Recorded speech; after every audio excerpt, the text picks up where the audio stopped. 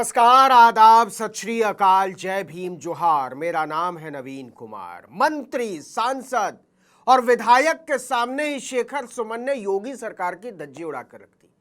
कानपुर में एक कार्यक्रम था। उस कार्यक्रम में शहर के बड़े बड़े लोग पहुंचे हुए थे। यूपी सरकार के मंत्री संजय निषाद थे, कानपुर से बीजेपी के सांसद थे, कई विधायक, कमिश्नर, डीएम, पूरा सरकारी अमला। और सबके सामने शेखर सुमन ने लखनऊ हाईवे के गड्ढों पर तंज कसते हुए बोल दिया कि इन गड्ढों पर सफर करना मतलब जिंदगी से सीधा खिलवाड़ है। इस पर वहां बैठे सरकार के तमाम प्रतिनिधियों, मंत्री, विधायक, अफसरों को काट मार गया। इसके साथ ही शेखर सुमन ने इंडिगो एयरलाइंस को भी खूब खरी खोटी सुनाई। दरअसल अभिनेता शेखर सुमन को कार्यक्रम में शामिल होने के लिए सीधे कानपुर एयरपोर्ट उतरना था, लेकिन इंडिगो की फ्लाइट छूटने की वजह से उन्हें लखनऊ उतरना पड़ा। लखनऊ एयरपोर्ट से सड़क के रास्ते वो कानपुर पहुंचे थे और कार्यक्रम में पहुंचते उन्होंने मंच से ही योगी सरकार को खस्ता हाल सड़कों को लेकर इतना सुनाया कि बुलाने वाले हक्के बक्के रह गए। इनको ये क्या हो गया?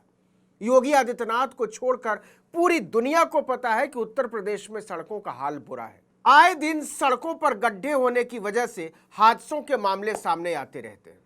इसे लेकर डबल इंजन सरकार की इतनी किरकिरी हुई है कि पूछिए मत। हालांकि भारी बेइज्जती के बाद मुख्यमंत्री योगी आदित्यनाथ ने उत्तर प्रदेश की सड़कों को गड्ढा मुक्त करने की डेडलाइन जारी कर दी है। उन्होंने आने वाले त्योहार से पहले राज्य की सड़कों को गड्ढा मुक्त करने के लिए अधिकारियों को 10 अक्टूबर तक का समय दिया है। लेकिन सबको पता है कि इस आदेश को भी उन्हीं सड़कों के गड्ढों में जाना है। इसी बीच कानपुर पहुंचे अभिनेता शेखर सुमन ने यूपी की खस्ता हाल सड़कों पर सरकार का बाजा बजा दिया। उन्होंने यहां तक कह दिया कि इसी सड़क से वापस लौटना है, अब पता नहीं जिंदा बचूंगा या नहीं। इस दौरान शेखर सुमन ने इंडिगो एयरलाइंस को भी आड़े हाथों लिया। उन्होंने कहा कि बड़ा खतरनाक एयरलाइंस है। उन्होंने इंडिगो से सफर ना करने की अपील कर डाली।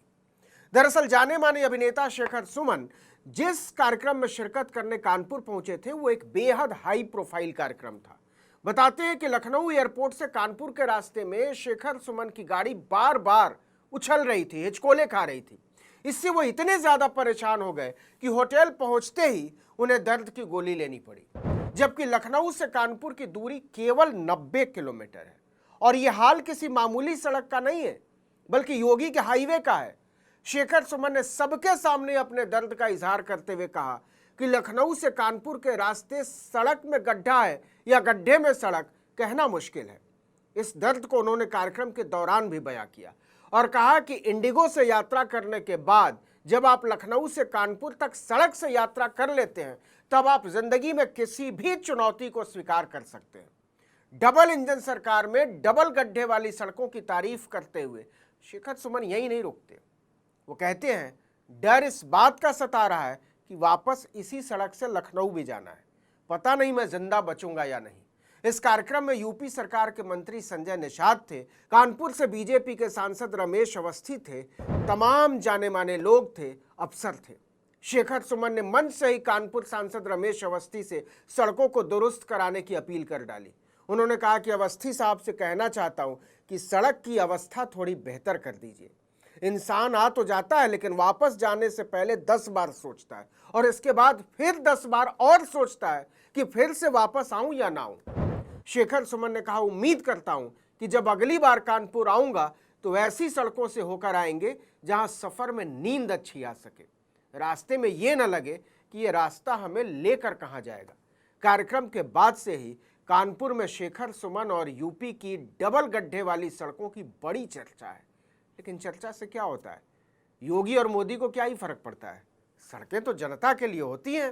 साहब लोग तो हवा में उड़ते हैं और उड़ने वाले लोगों को नीचे चलते हुए इंसान कीड़े मकोड़ों की तरह नजर आते हैं। लेकिन लोकतंत्र में चुनाव भी होते हैं और जनता हवा में उड़ने वाले एक से एक परिंदों के पर कतर डालती है और पता नहीं कब किसका नंबर लग जाए, कौन जानता है। इस वीडियो में इतना ही, लेकिन अगर आपने आर्टिकल 19 इंडिया को अब तक सब्सक्राइब नहीं किया है तो फौरन कर लीजिए, बेल आइकॉन दबाइए, घंटी जैसी आकृति लाइक कीजिए और कमेंट करके बताइए हमारा वीडियो आपको कैसा लगा। हमारा ट्विटर हैंडल है article19_India और मेरा ट्विटर हैंडल है नवीन जर्नलिस्ट। नमस्कार।